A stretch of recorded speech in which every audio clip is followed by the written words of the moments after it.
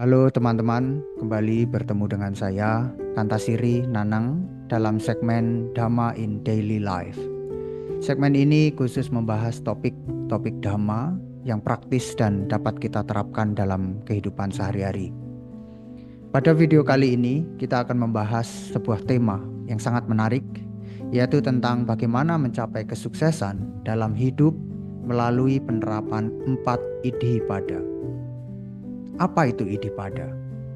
Secara harfiah, Iddhipada berarti jalan menuju keberhasilan.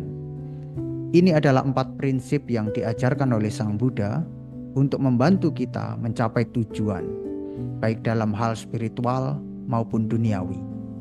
4 Iddhipada itu terdiri dari yang pertama, Chanda. Ini berarti keinginan atau niat yang benar. Yang kedua adalah Wirya, yang berarti usaha atau tekad yang kuat. Yang ketiga adalah citta, yang berarti pikiran atau perhatian yang terpusat.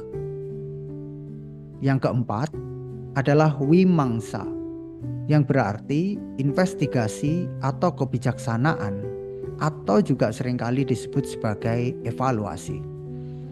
Nah, mari kita bahas satu persatu, dilengkapi dengan contoh dalam kehidupan sehari-hari, sehingga teman-teman bisa lebih mudah memahaminya dan langsung menerapkannya.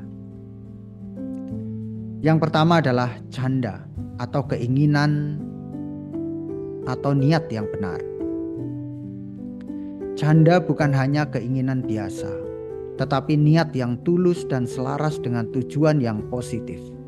Jika kita memiliki niat yang jelas dan murni, motivasi kita akan lebih kuat. Misalkan Anda ingin sukses dalam pekerjaan. Niat yang benar bukan hanya ingin kaya, tetapi ingin bekerja keras agar bisa memberikan yang terbaik bagi keluarga dan membantu orang lain. Dengan niat ini, pekerjaan Anda menjadi lebih bermakna, bukan sekedar mencari materi. Tips yang bisa dilakukan dalam kehidupan sehari-hari adalah tuliskan niat Anda atau tujuan yang ingin Anda capai di tempat yang mudah terlihat, seperti di meja kerja atau di ponsel. Ini akan mengingatkan Anda untuk tetap fokus pada tujuan yang benar.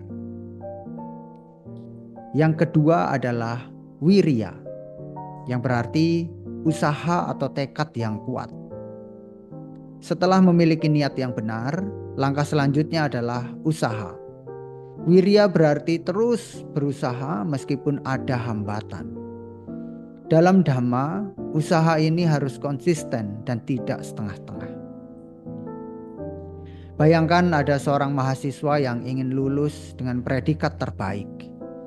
Ia tahu bahwa ini membutuhkan kerja keras, seperti belajar setiap hari, menghadiri kelas dengan penuh perhatian, dan menyelesaikan tugas tepat waktu. Jika ia konsisten, hasilnya akan terlihat. Dalam kehidupan sehari-hari kita bisa menerapkannya dalam bentuk membuat jadwal harian yang realistis. Pisahkan waktu untuk bekerja keras dan waktu untuk beristirahat. Ingat, usaha yang berlebihan tanpa istirahat juga tidak sehat. Semangat ini sering diumpamakan seperti senar gitar. Apabila ditarik terlalu kencang, maka suaranya akan sangat nyaring atau bahkan bisa putus. Demikian pula sebaliknya, apabila terlalu kendor, maka suaranya tidak akan indah, bahkan tidak berbunyi sama sekali. Dalam hal mempraktikkan semangat, kita harus mewujudkannya dalam bentuk kerja keras, tapi juga tetap memberikan waktu untuk beristirahat. Ingat, untuk tidak terlalu kencang ataupun terlalu kendor. Yang ketiga adalah citta, yang berarti pikiran atau perhatian yang terpusat. Citta adalah kemampuan untuk tetap fokus pada tujuan Anda. Dalam dunia yang penuh distraksi seperti sekarang ini, fokus menjadi salah satu tantangan terbesar. Misalkan Anda sedang menulis laporan penting untuk pekerjaan, tetapi tiba-tiba ada notifikasi media sosial yang mengganggu.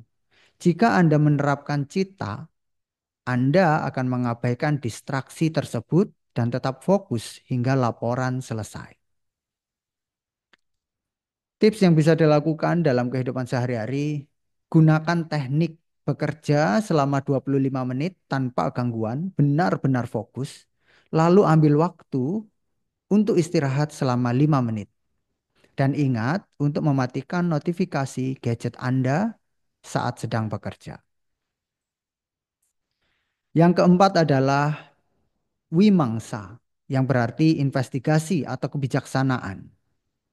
Wimangsa berarti mengevaluasi tindakan Anda secara teratur.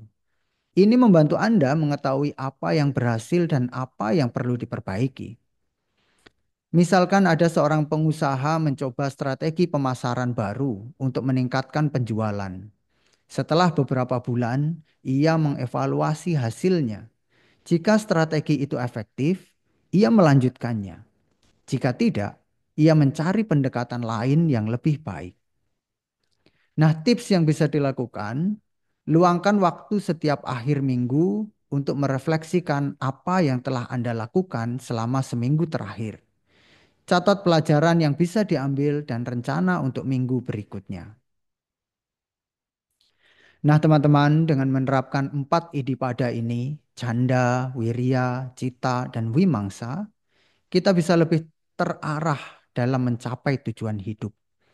Prinsip-prinsip ini tidak hanya relevan untuk pengembangan spiritual, tetapi juga sangat aplikatif dalam kehidupan sehari-hari, baik itu di dalam karir, hubungan, maupun pengembangan diri.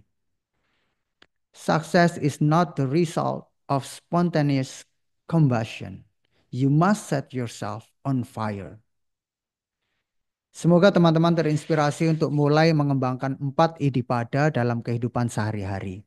Jangan lupa menulis pengalaman teman-teman di kolom komentar. Jika video ini bermanfaat, berikan like, subscribe, dan bagikan kepada teman-teman lainnya. Terima kasih sudah menonton. Sampai jumpa di segmen berikutnya di Dhamma in Daily Life. Sabe Sata Bhavantu Sukhitata. Semoga semua makhluk hidup berbahagia.